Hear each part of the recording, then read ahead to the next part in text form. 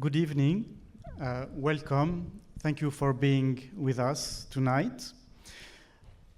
This event brings together three Doha institutions: Georgetown University, the Lusail Museum, and the Institut Français du Qatar.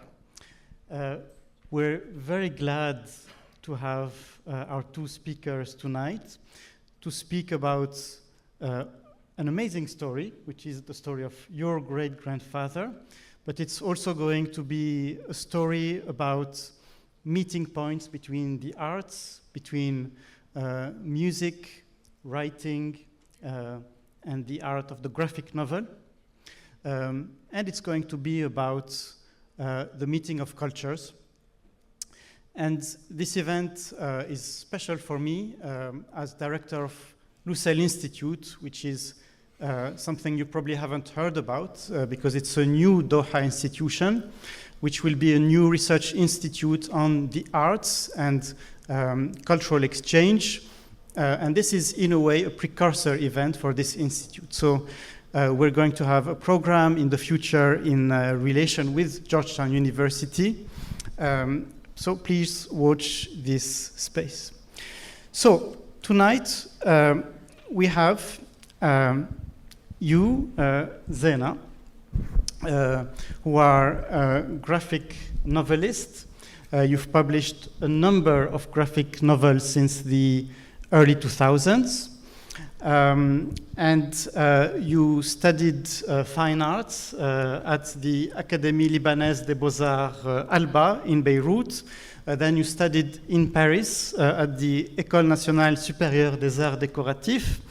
And you decided one day to become a graphic novelist. You take inspiration from different sources, from old photographs, from TV footage. You've also been inspired by some other artists in the same field, like David Bay and Jacques Tardy. So among your work, I would mention Mourir, Partir, Revenir, Le Jeu des Hirondelles, which was translated into English as a game for swallows, to die, to live, to return. Je me souviens, which was published in 2009, and of course, Le Piano Oriental, which is a book that's very close in its themes to the types of questions that we're asking at this university, in our future museum, Lusail Museum. And so maybe I will ask you to start with a brief summary of the story of the book. Sure, thank you so much for this introduction. Hello everyone, I'm very happy to be here today. You said that I decided to become a graphic novelist. Actually, I feel I didn't have the choice. I had to write and to draw. I started writing and drawing. I was in my early 20s, still in Beirut during my studies in Alba. I was born in 1981 in Beirut. At that time, Beirut was already cut in two. You know, it was a war. Probably heard about it. And I grew up in this tiny neighborhood of the eastern part of Beirut. And when I was 9 or 10, for the first time I had the occasion to cross I was able to cross the green line, as we used to call it, and to go to the western part. And it was a really incredible and very vivid experience, because I remember that I felt I was in a foreign country, and I felt as if I had to speak a foreign language. So French and Arabic are my mother tongues, but at that time when we crossed the green line and we lived a couple of days in the western part of Beirut, I spoke to everyone in English. I was 9 or 10 years old, and this feeling never left me.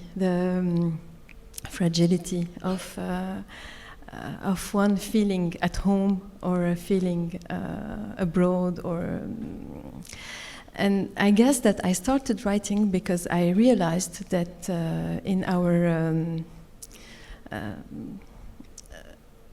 our school books, for example, in Lebanon, and it's still the case today, in the history books, you don't learn about civil war or about the 80s war. I mean, there is no official teaching of this period, and so I felt like the urge of writing myself, like small testimony, very simple testimony of how we used to live, like everyday life during civil war, and those questions about languages and feeling safe or feeling unsafe, and then I started doing something, and I realized it was graphic novel. And then I went to Paris also to find a publisher. I forgot your question.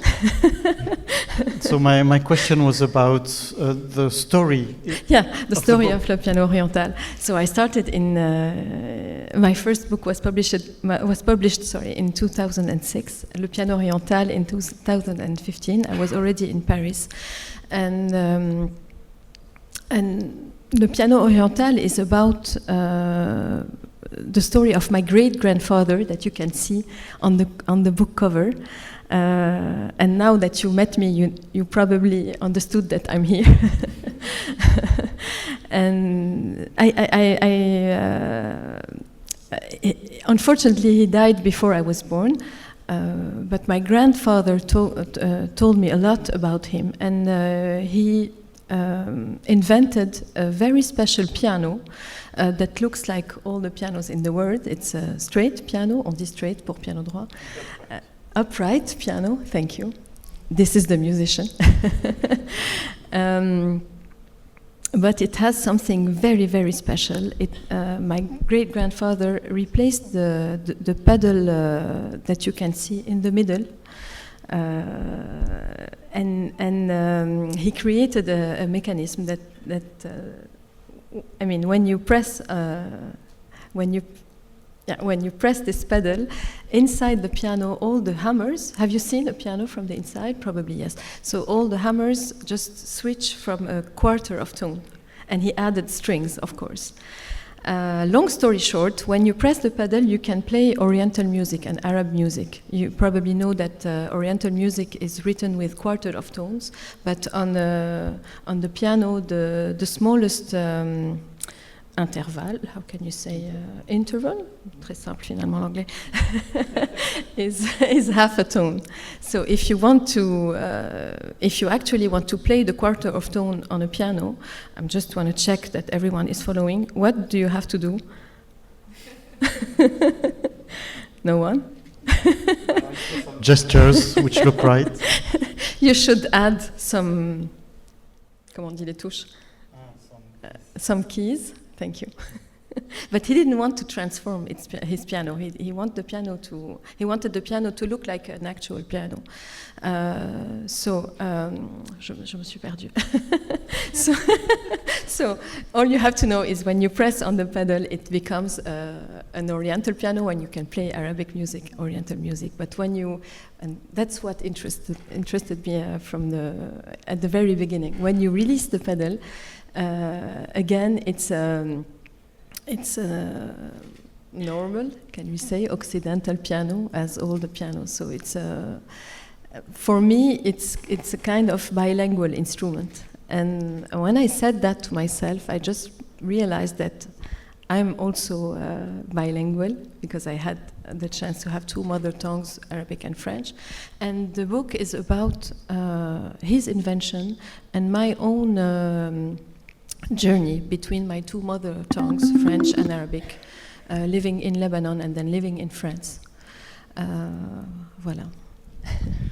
Thank you very much. And so the book tells the story of this invention, and then Abdullah's struggles to get the piano produced in a large series, by a piano maker in Vienna.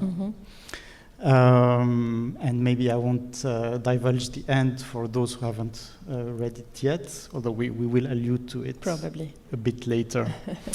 So now this brings me to you, Stéphane.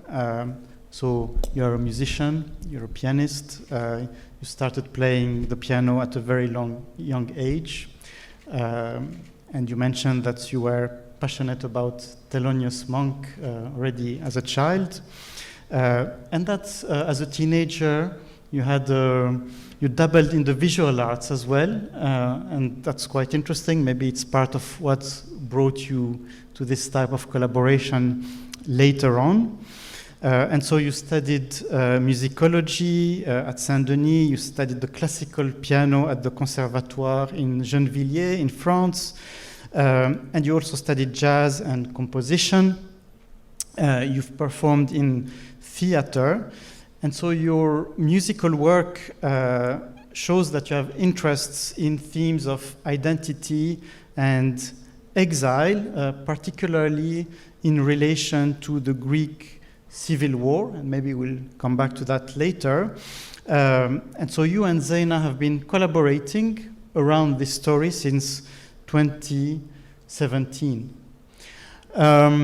So maybe I will start actually with a bit of music. We can listen to the piano. We can listen to Abdallah Shaheen, your great-grandfather, performing on it first, if I get this right.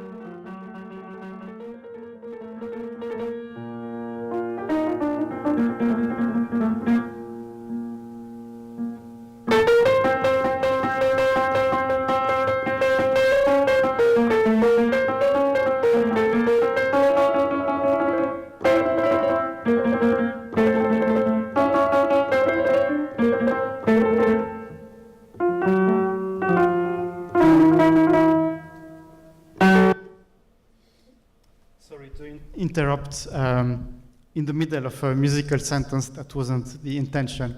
But so then an incredible story happened, which is that you, Zeina, decide to first learn this story, or maybe you learn it through family history, and it becomes a graphic novel, and then it becomes music again through your collaboration with Stéphane.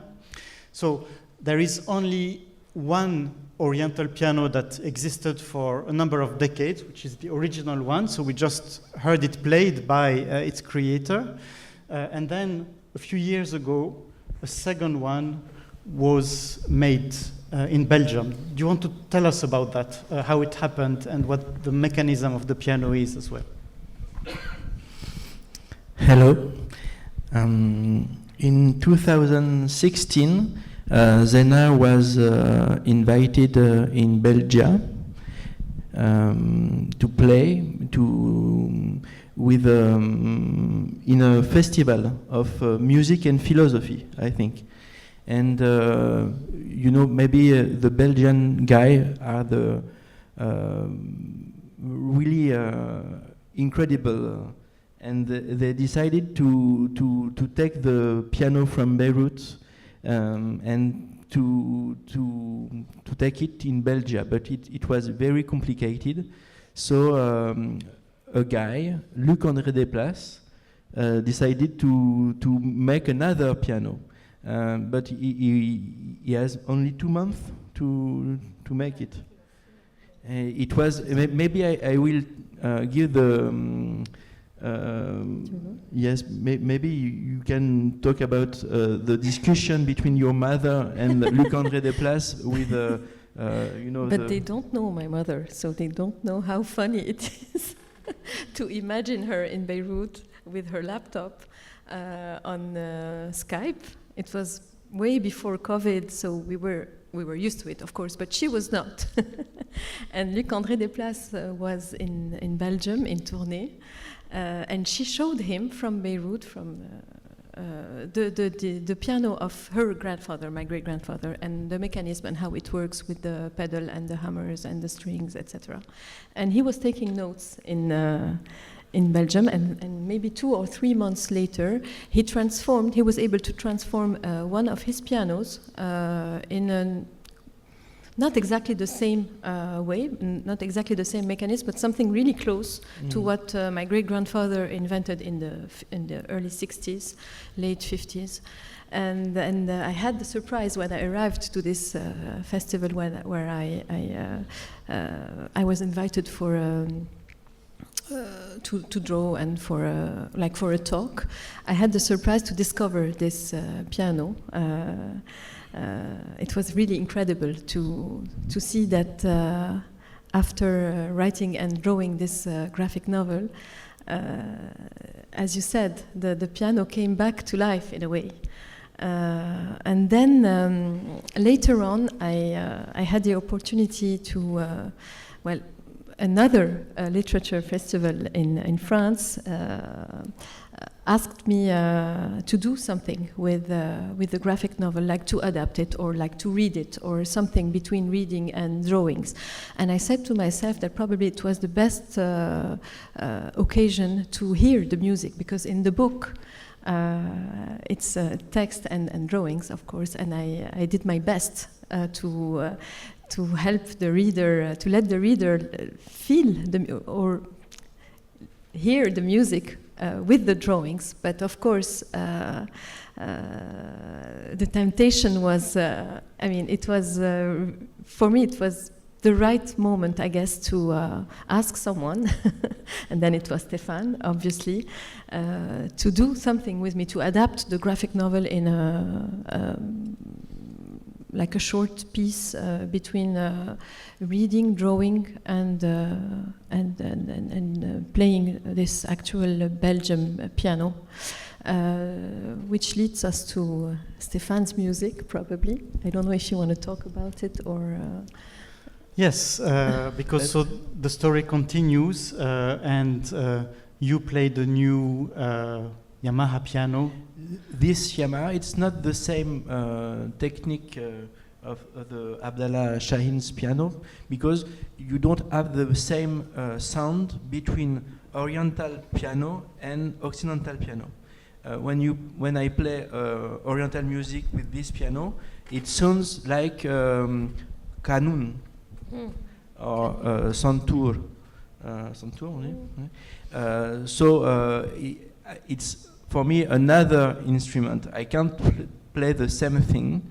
And in Abdallah Shahin's piano, you have the same sound between Occidental keyboard and Oriental keyboard. So you can change very fast with the pedal and change the makam very fast. But in the Belgium piano, I have to decide before the beginning of the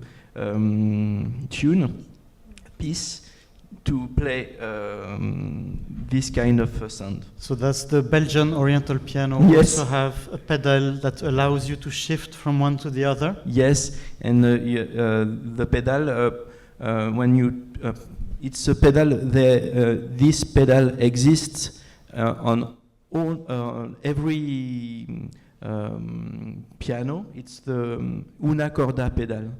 When you put the pedal, the hammer play one chord, one string, or two string, and that's why it's not the same sound. Voilà. Thank you very much. And so this led to new creations in music as well over time. So there is a story that starts from Abdullah Shaheen and that ends up meandering over several decades to lead to visual expressions and to new musical expressions as well. We're going to give you an example, which is a piece called Igor in the Sky that you are playing.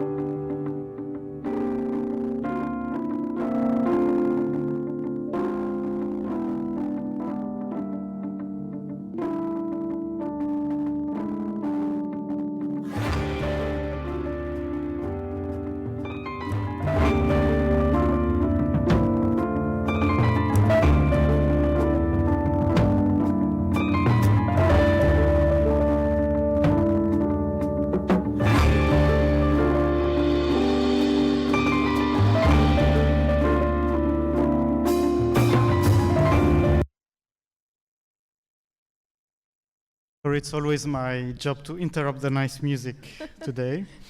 By the way, so tomorrow there will be a performance with live images and drawing at the Museum of Islamic Art at 6:30, which is the continuation of today's event.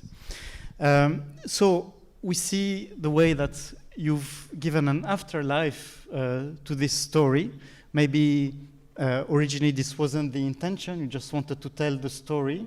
And here we are, we're playing it in front of an audience here in Doha, decades later.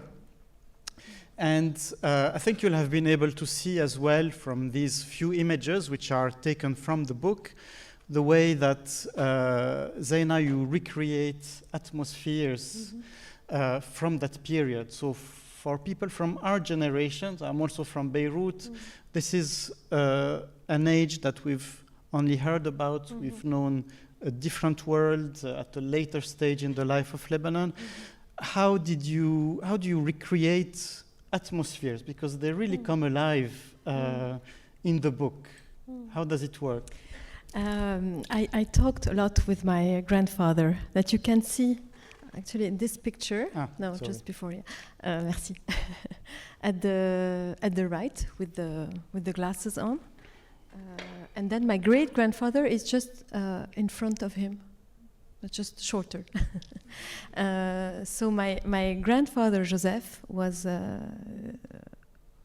his son, obviously, and I asked him a lot of questions about my great-grandfather. I recorded him.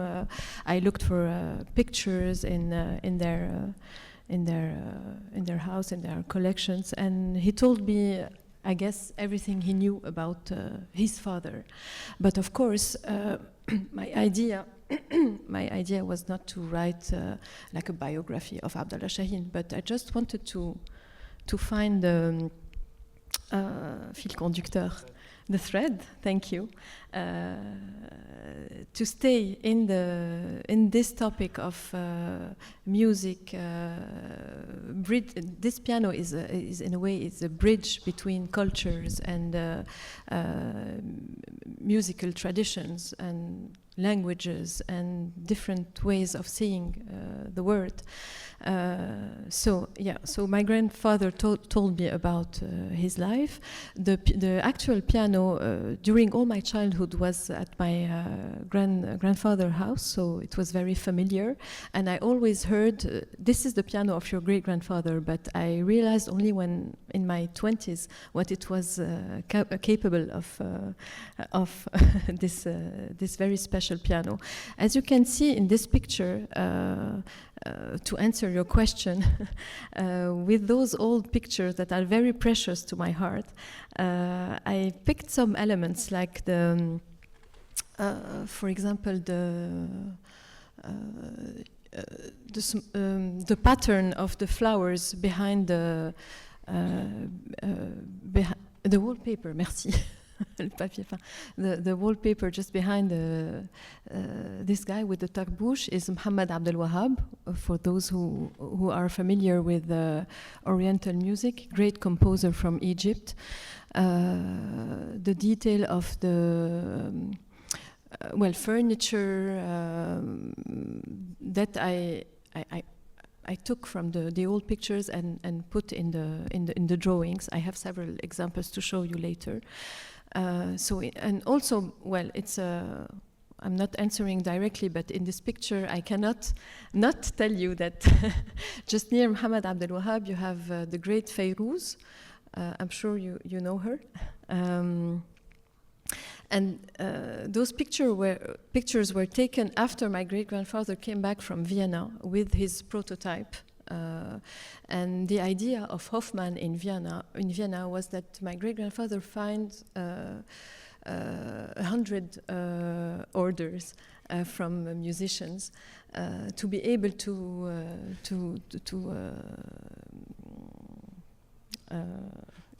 start production, yeah, on a large scale. So for those who haven't read the story, so you have this major piano maker in Vienna who opens potentially the doors to industrial production of the piano.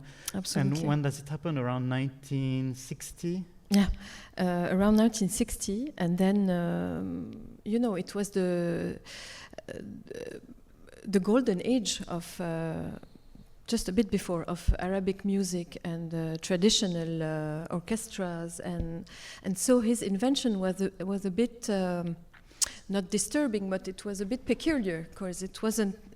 The piano is the Occidental instrument, and suddenly it was an instrument that could also play Oriental music. So I guess it was very hard for him to convince them, and probably he didn't have time because unfortunately in 1975 there was the civil war, and then he died a couple of months later, but he died a couple of months before, so I like to think that he died thinking that Lebanon would continue its golden age, and that probably his invention would continue, and that we would probably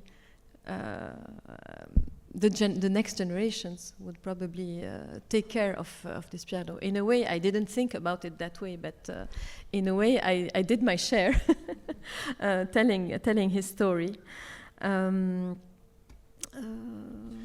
What can we say? And so he spent 15 years trying to reach 100 orders for the piano, and he dies, and it never happens. That's what I like in the story, that he almost did it. So in a way, he's un anti-héros. He's an anti-hero. Yeah, well, it's not a triumph. It's something that it's a story about someone passionate about something, dedicating all his life for this invention and almost succeeding. So, do you mean that he so almost poetic. reached the number? I don't know. Actually, I don't know. But he was so close. Maybe not to the number, but to the whole process. He almost did it. I mean, he went to Vienna. It was his first travel ever. He took a boat for 10 days and then a train to Vienna. He never went out from. It was his first travel ever. So I guess, yeah. And what you say is interesting about the piano maybe upsetting the neat categories that people had between a European instrument and an Oriental instrument, and it's the period in which European instruments start being used by major musicians. Probably it was a bit too soon, because now maybe you're familiar with Brahim Malouf, for example, and his trumpet, the quarter of tone trumpet that his father invented. But I mean, probably the 60s, it was a bit too soon for to imagine a piano that could be hybrid and could where you could improvise and like jazz on it almost. It was probably too soon, and yeah. Yes. And I wonder, as you speak, if you could transpose this to language, where people were trying to have a purer version of French when they spoke in the Levant, or not? Well, this Oriental piano is a bit probably like all bilingual people, or maybe not especially Lebanese, but you have to imagine someone talking in a language and then suddenly having a word from another language popping up in the sentence. We do that often. Yes. So back and forth, one language to another. Sometimes you speak in a language, but you don't remember in which one you talk to this particular person. Yes. And so in the book you use the piano also as a metaphor for this broader cultural phenomenon of juggling between two cultures, and this is primarily two languages, as you're saying. So you use the image of knitting, use the very interesting image of the Mikado game. How does this metaphor work with Mikado? You have all your pieces which are mixed up. Yes, you know the Mikado, probably. Yeah, it's as if I have two Mikado set, like one for Arabic, one for French, and it's totally mixed in my head. And the idea is to just remove one Mikado after the other without destroying the whole ensemble. So it's tricky. And it's interesting, and and sometimes it's full of surprises too.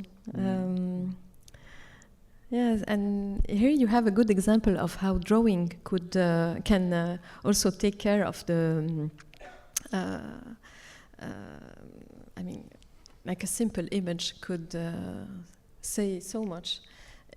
Probably if I have to explain the metaphor of the Mikado, I have to write a couple of pages, and then just with one drawing you could not only understand but also feel the idea in an intimate way, probably. I hope so.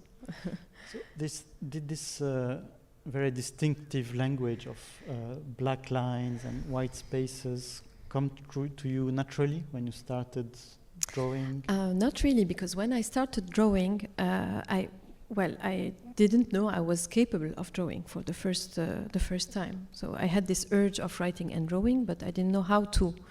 I used to draw a bit, but I wasn't confident about it. So the first thing I said to myself is that I have to do it like in a smart way. So I just didn't use what I didn't know how to use, like perspective, color, and I only used what was useful to the story. This was for the first book.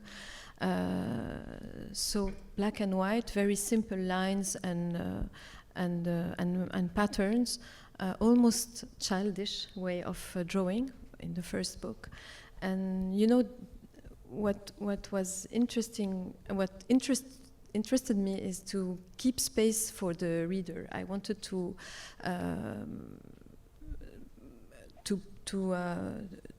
give the readers the possibility of continuing the drawing. Like you could imagine with your own feelings, with your own dreams, with your own sensitivity, what is happening in the drawing. Drawing in black and white, it's as if it's open to interpretation. And so I continued that way with black and white because it became a real passion on how you could find harmony also with black. That could be, because black and white is also feelings, like black could be heavy, could mean heavy, you could feel it's heavy. White could mean it's light. So many contrasts, and so yeah, so it started to be a real passion for me to find harmony between black and white, and a balance in the image. It's like architecture, like you have to build the image in order not to be strong and powerful. So you're composing your images just like we compose music. In a way, and it's very close, I guess. You are also rendering music through the images. Now, I find that very interesting. So could you tell us a bit about how it works? Of course, maybe we could see, we could look. What is interesting in black and white is also the rhythm. Here, for example. Yeah, for example, like you have the pages with the frames, and then all around you have the small pattern of the Abdallah walking in Beirut, so the shoes, and you have the onomatopoeia, screech, screech, screech, screech, screech. So it's as if it's a sheet music with with all the notes, and then all the informations about the rhythm, all the annotations about the piece, and you have the repetition. On dit en anglais, repetition is the same word. You can play with time. Here he's looking for a solution, so he's going back and forth in his studio, and then I almost can hear it. I don't know. What about you? Could you hear it, like going crescendo? And it's very simple things. Huh? There is tension. Tension, yes, of course. Very simple things like squares, the plant with the dots. Very simple, a simple way of drawing, but that could give a tempo. Maybe we can see the next one. A tempo, like for example in the one at your left, I can hear this.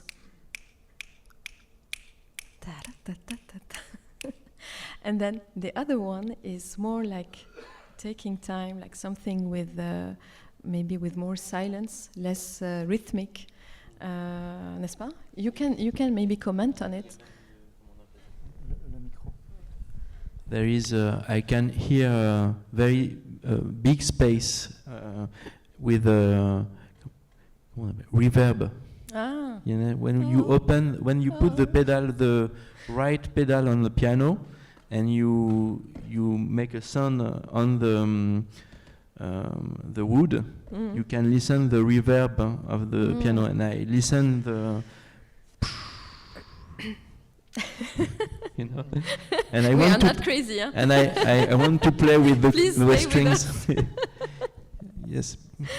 So you can imagine now how we worked together, how Stéphane worked when he saw my drawings, and then to compose. It was really easy to imagine music with your story, because you give all the informations.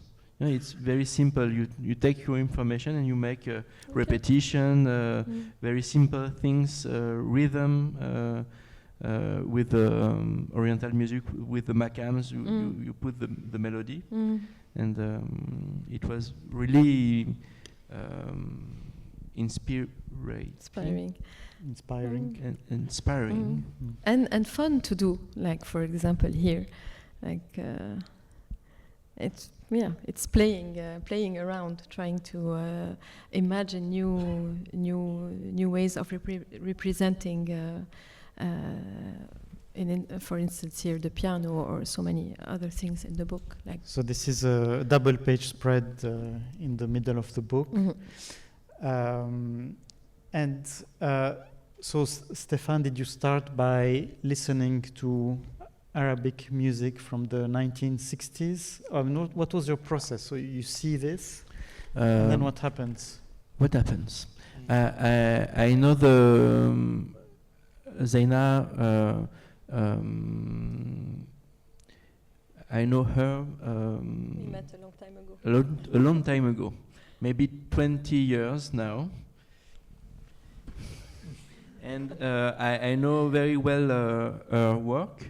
So I read all your work. And she told me when she was writing the Oriental Piano, I'm doing something very interesting, and when I received for the first time the novel, it was like a revelation for me. It was crazy, this story for me, because I'm really interested with identity and the bilingual things, because I'm also from two cultures. My father is Greek and my mother is French. So me it's Greek and French. It's not Arabic and French. But when I received the story, it was really interesting for me about this bilingual story. And it's also the same thing with the music, because you know we are talking about Oriental music, but it's maybe to be more specific, we have to say maybe Makamic music. And Makamic music, it's a very large region of world, you know. It's from Persia, Arabic countries, but also Ottoman culture, so maybe also Balkanic music and Maghreb. So it's the same language with specificities. So in Greece there is Makamic music, and I played with many musicians from everywhere of this Makamic world. And when I played piano, I can't play the same notes. So sometimes they told me not to play this note, it's forbidden for you, and it was very frustrating for me, because I wanted to play this music with them. So this story, it was incredible for me, because Abdallah can play this music, and now I can a little bit play this music with this instrument. And it was very interesting. Can you explain what distinguishes the makam type of music? Is it just the quarter tones, or is there more? You know, makam, it's melody. It's the in Occidental way of thinking, you can say mode or scales, but it's also psychological feeling. Every makam is a psychological feeling. Sabah makam, it's not the same of Hijaz or Nikriz or Nahawand. So and it's atmosphere. So you have to listen music with feelings of the atmosphere. When you listen at the first time of Abdallah music, in the beginning it was Sabah makam, and I feel it's very heavy music. And when after in the record he play I don't know Rast, it's really playful. So the makam is this, And in Occidental music, you have another way of thinking music, with harmony, with the tensions of the music in macamic countries, and the tension in music in harmonic countries. It's not the same. Melody and harmony, you know. So does it mean that if you want to write a piece, you have to choose which mood you want to compose, and then you choose the makam? Yes, okay. And it's you choose also the makam for the mood. Also it's Accordingly. interesting me because I'm a jazzman, and in jazz music there is improvisation, and in the makamic way of thinking there is improvisation, and each player is an improviser. So it's like the beginning of the tune is always a taksim sometimes, and it's really close to jazz music because you listen really the person you have in front of you, like Louis Armstrong. When I heard with Louis Armstrong, I know it is Louis Armstrong because he has the sound of Louis Armstrong or Miles Davis, and it's the same when you listen to makamic improvisers. No? And so this journey that started through Zeina's book and Abdullah Shaheen lead you back to playing Greek or Balkan music on the piano with this new instrument that you had? I played the same music before and after, but this piano is a specific piano, so I can't play the same way I play. I can't play the same chords. I have to choose the notes. So now I do the same. My music friends told me before not to play these notes. I can't play this note. You're one of them now. These chords I can't. It's really interesting because I decide to invent some chords because it's not sound good. You know, with the piano also, the problem is there is many strings. So when you play a note, there is the harmonics of the other notes. So that's why also I think this invention was not maybe successful because with the piano it's more complicated than a trumpet, maybe because there is too many notes and maybe it doesn't sound the same. So, bon. So for a non-specialist, when you compared it with the kanun, which has many strings, is it a better point of comparison for playing this piano? Yes, it sounds like more like a santur because santur there is also the hammers, so it's more sambalum or santur. So I'm going to come back to you, Zeina. So in the book, your great-grandfather's family name is Kamanja and not Shaheen. No. Why? Yes, his real name is Shaheen, but in the book it's Kamanja. Kamanja means violin in Arabic. So I wanted to stay in the musical field, and also it's like an onomatopoeia. Kamanja. You could, everyone could pronounce it and remember it. That was it. I found it fun and playful. Kamanja. And so for his story, was your grandfather the only source, or is it a type of oral history where you also heard other versions, other anecdotes from I heard other versions later on when the book was published. There are several people telling me, we knew him, and he used to do this and that, and blah blah blah.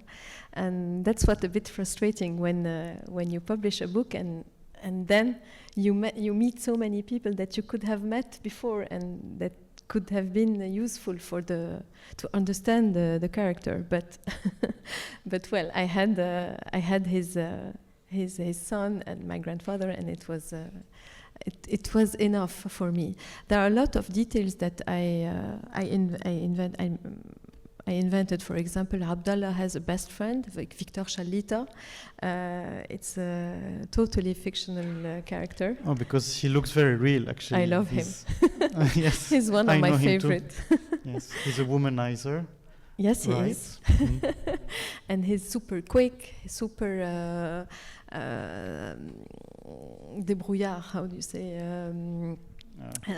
Smart. He manages with practical stuff. Abdallah is a dreamer. He's slow. He's like in his music. So he needed to have a friend that could come with him to Vienna, for example, like to hold his hand, to be sure that he's not late and he does catch his boat and then he's trained. And actually, Victor Chalita arrived very early in my books. The first time we meet him is in A Game for Swallows in 2006, and he has a twin brother, Ernest, that you can also see in the Piano Oriental. And those. Oui, Le Jeu des Hirondelles. Non, dans la rue. Ah oui, but it's not translated into English, so so he's one of my first. Well, I have a real great tenderness for him, and probably he will come back in other books. But he's totally fictional. But why not? I mean, I can also do that. Of course, all what I tell about Abdallah's life is real, but I didn't give all the details. Like, for example, we know that he has a son, but in the real life he had 5 sons. But it was not. I mean, I didn't keep everything. I just wanted it to be straight to the point, and to keep this dimension of the sound and the rhythm and this atmosphere. And so, could you show us as well how you create atmospheres, to come back to that point? Yes, because of course. we feel like we're in Beirut at that time in many of the images. Let me bring one up on the screen. Maybe, which one would you like? Maybe this one to start. Yeah. So this is Abdallah walking in the Beirut streets of the 50s. So you can see this type of architecture in Beirut today, but of course there are many buildings that don't exist anymore because it was destroyed by civil war, but also by the reconstruction of Beirut. So I used a lot like old pictures, as you can see here, all photographs. I don't know if you noticed, but in this particular page I flipped the balcony, and it's I flipped it only because in French and in English you read from left to the right, and even the drawing you read it from left to right. So the main character must always be on the right of the page. So I had to have Abdallah alone on the right, and I flipped the architecture to the other side, to the left side, and you can see also the bread merchant. How do you say, un vendeur ambulant? Street seller. Thank you. My English is improving. And yeah, all the tiny details of the Beirut of the 50s and the 60s. I have 2 more examples. I don't know if you want to show it just very quickly. So the cars, here you have the Rivoli cinema, which was destroyed after the Civil War. And I don't know if you can, if you notice, but even the movies that are shown, I did a research to be sure that those movies were were on the program of this cinema in I think it was in 61 here in this one, because I drew it twice, and the movies are not the same from a page to another. No, this is when he comes back from Vienna. It's in, well, bref, you have a movie with Brigitte Bardot, Le Mépris. You have a movie with Louis de Funès, Gendarme en balade. Well, it's actually movies that were shown in Beirut at that time. And also playing with the drawing, like here the facade of the Rivoli, it looks like a piano if you draw it in black and white without any gray.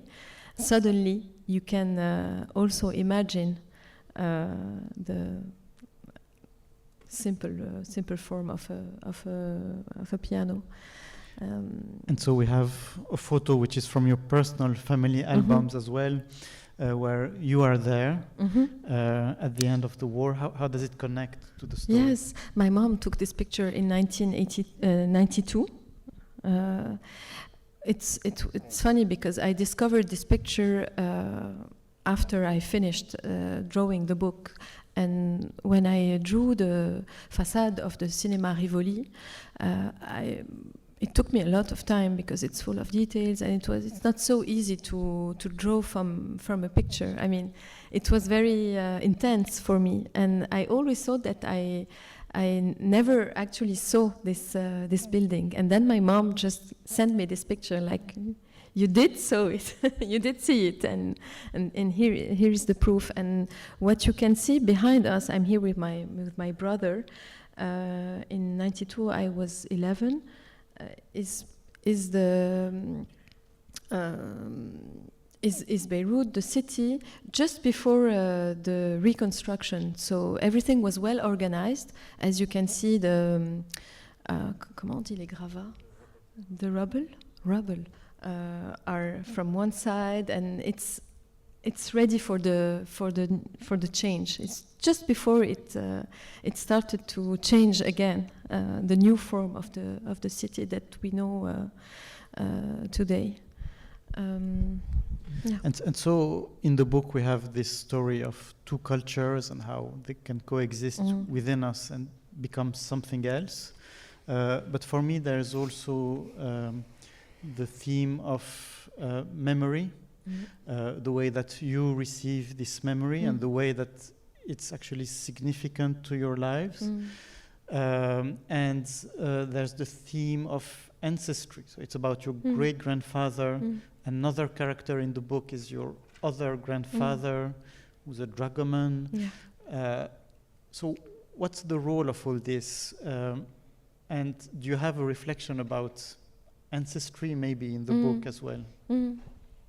If I may stay on this picture for a couple of minutes more, I guess it was the same day, but my father decided to take us to the center of the city, and I remember very clearly this day because he knew the golden age of Beirut before civil war, and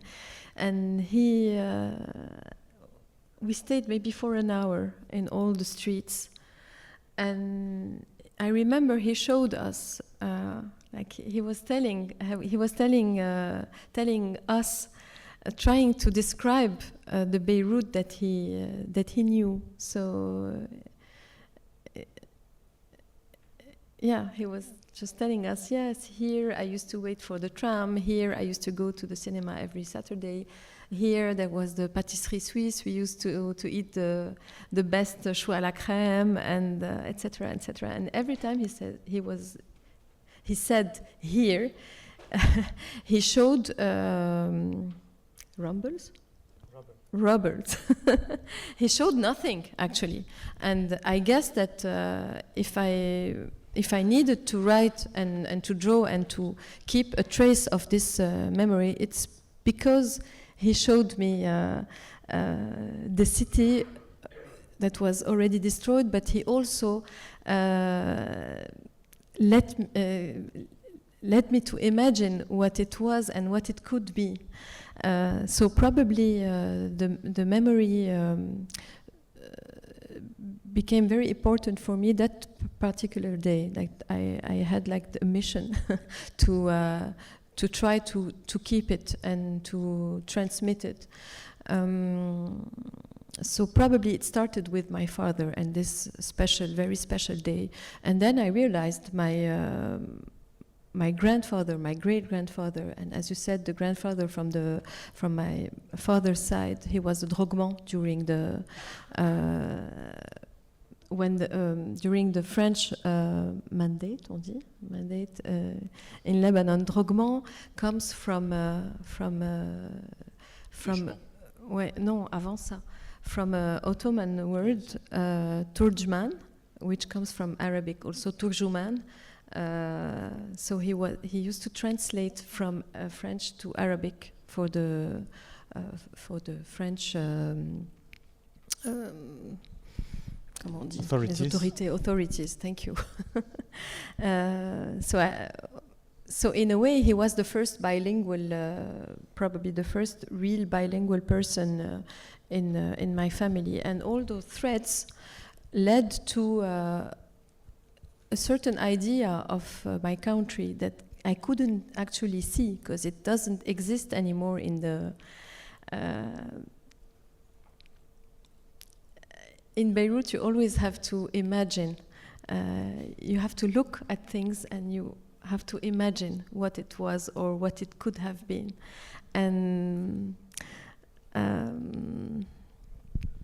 there's also these questions of the ancestors. So we see in the book that in the end they shape your life to some extent. They shape what your parents are and then what you become, and yet you could have known nothing about them, but that would have still been the case, that you carry this. So in a way you're excavating this family memory. I guess in all families you have one person doing that excavation work, no? Interesting idea. Even maybe at each generation you have someone keeping the treasures for the others to come and then transmitting it. Probably it's it's my turn.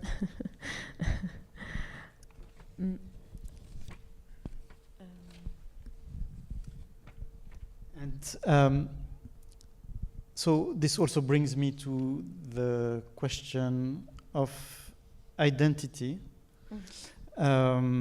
And at one stage in the book, you speak about your own identity. It's a running theme as well, so the two stories are intertwined. And you speak about gaining this new French identity, which exists from the beginning in you as well, in a sense. And you say that you end up being from both countries, but you still return home to Lebanon. Come back to Lebanon. You don't think about it. It's there. It's the nature of your relationship to the country. And you speak about naturalization. There's a very interesting page, which I will try to bring up now. And about the different meanings of naturalization. There's a bit of humor there as well. What does it mean to become naturalized? So to become a member of a new society? It's a wonderful feeling. It's a wonderful feeling to be welcomed. And I remember when I was naturalized French, when I became a French citizen, there is this ceremony at the prefecture, administration, and it's beautiful because they show you all the monuments of France, like the Mont Saint-Michel, l'Arc de Triomphe, all the beauties of France, la Tour Eiffel, and in a way they tell you now you are part of this history, and it's incredible. What a gift!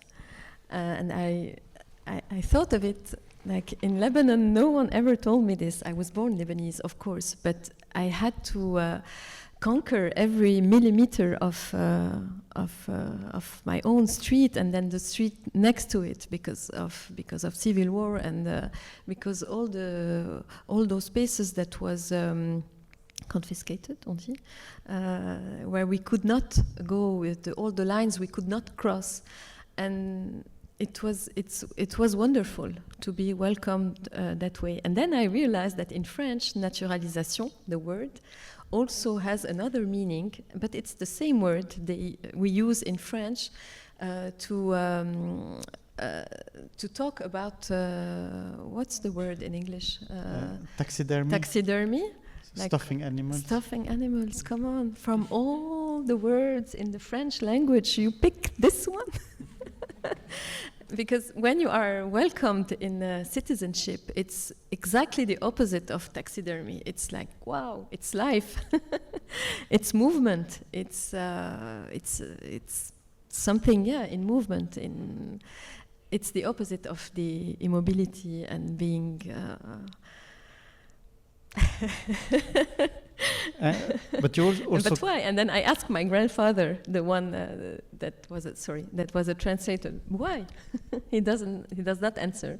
But yes, the one who's dead. But come on, can you do something about it? Yes. And so you come from a place that has issues with memory, that has a lot of amnesia about the war, that also doesn't know its older history very well. So is that maybe a reason why you feel the need to preserve this, or to say something about it in a way that a French person might not that urgently? Totally, of course. I told you about the history books in school. Probably I didn't say it well, but the program stops in the 60s, so there is nothing about the early history. And in a way, talking about Lebanon and the identity, and even though I don't talk about the history, you will never find anything political or about Lebanon in my books. Everything is it is political, but you don't have information like who did what time, and what year. In every country, it is the same. There is no information. Maybe in France, in the school book, with the commune, you have to find it, and the same in the history book in Greece with civil war. There is sometimes when it's a civil war, it's very complicated to write in the history. So there are some memories that need to be erased even nearly 2 centuries later, because they're too problematic or too painful, and they're hard to reckon with. Yeah, but that's interesting. Probably as an artist, artists and intellectuals have. It's a responsibility in a way to try to décortiquer, how do you say, explain, and to find something that makes sense in all this non-dit, in this amnesia, to find a path to continue.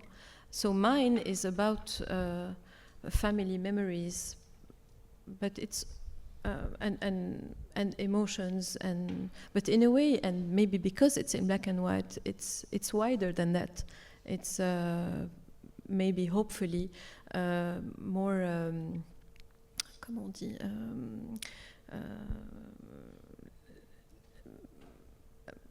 Universal. It's a big word, but hopefully it could reach anyone that has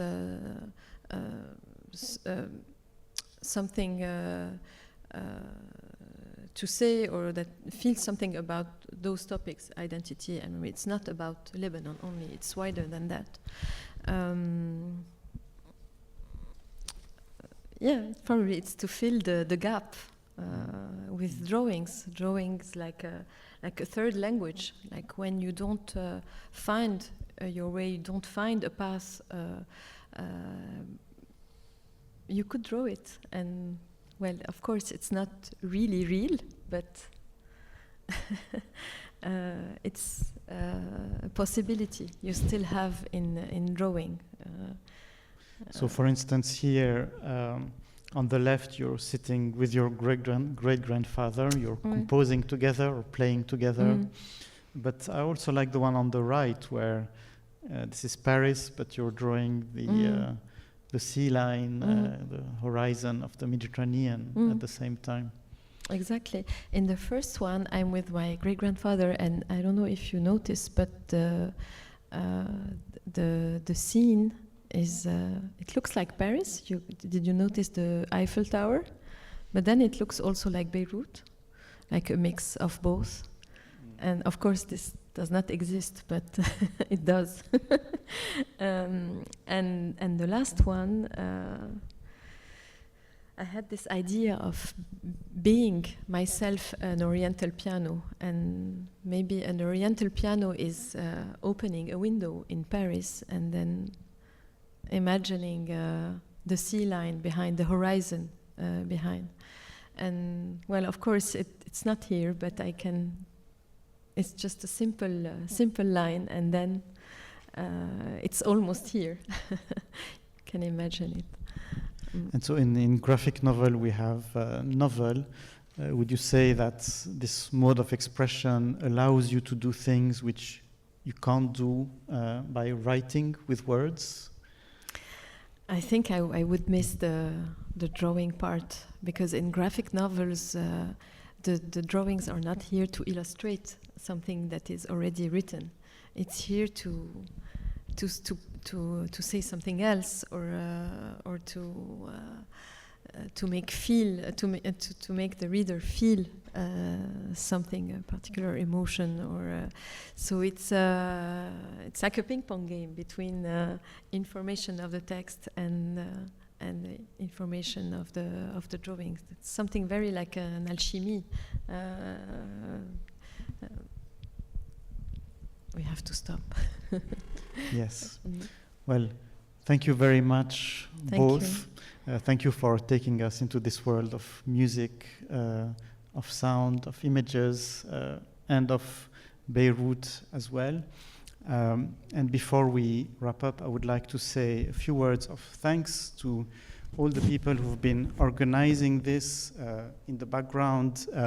You don't see them, but there's been quite a bit of work behind this event. I'd like to thank Farah Abdur from Georgetown, who's been running all the logistics here. Faten Ammar at Qatar Museums, who's been helping with our marketing. A special word of thanks to Anna Amalric, who invited the speakers and who's really been the engine behind this evening. Thank you very much, Anna. And a word as well of thanks to our sponsors, FNAC Qatar, thanks to whom this was possible. So thank you very much for being with us tonight. There's going to be